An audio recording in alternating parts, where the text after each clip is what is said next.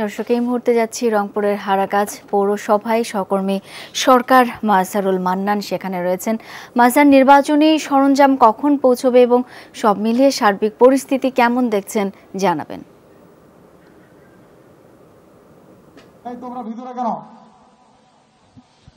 শাওন, এই মুহূর্তে যদি আমি আপনাকে একটু বিষয় বলি, হয়তো আর কিছুক্ষণের মধ্যেই কেন্দ্রগুলোতে ইভিএম এর যে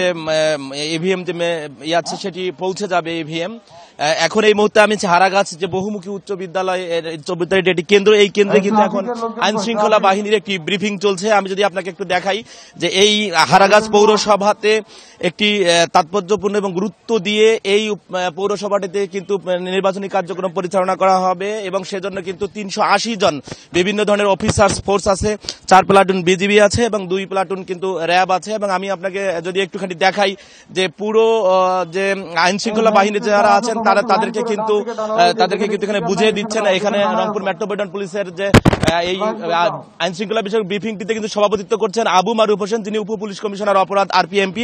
আমি একটু তার কাছে একটু জানতে চাই যে পুরো আইন শৃঙ্খলার ব্যবস্থাপনাটা আপনারা কিভাবে দেখছেন?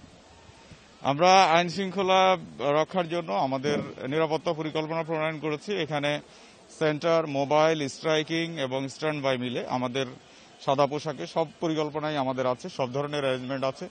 এর বাইরে আছে র্যাব আছে, বিজিবি আছে, ম্যাজিস্ট্রেট আছে। সবাই মিলে আমরা নিরাপত্তা নিশ্চিত করার জন্য যা যা করণীয় আমরা সবকিছু করেছি। শুনছিলেন শাওন যে পুলিশ এবং আইন শৃঙ্খলা বাহিনী কিন্তু তৎপর আছে। তবে একটি বিষয় বলি যে এখানে যারা স্বতন্ত্র প্রার্থী আছেন এবং বিএনপির প্রার্থী আছেন তাদের কিন্তু অভিযোগ আছে যে একটি আওয়ামী লীগ প্রার্থীকে সুবিধা দেয় কিনা, এরকম একটি কিন্তু অভিযোগ তারা করছেন। শাওন, মাজহার, ধন্যবাদ আপনাকে।